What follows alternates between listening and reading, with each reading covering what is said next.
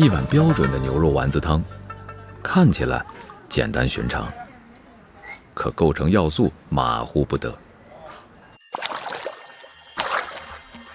汤是牛肉牛骨汤，汤好喝了，这丸子才好吃。肉是自家鲜牛肉，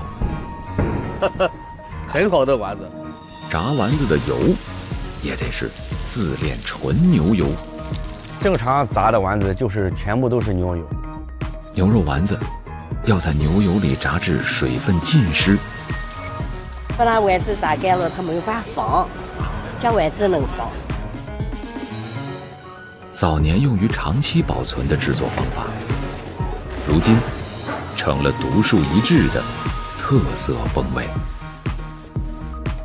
别的地方吃它没有那个嚼劲的，不是特别软，有点筋道。要做好博爱的牛肉丸子，你还得打好提前量。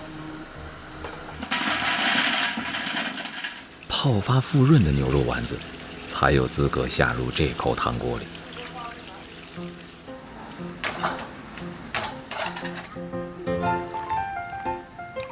丸子都是昨天晚上都提前就泡好的，当天泡的话它是跟不上。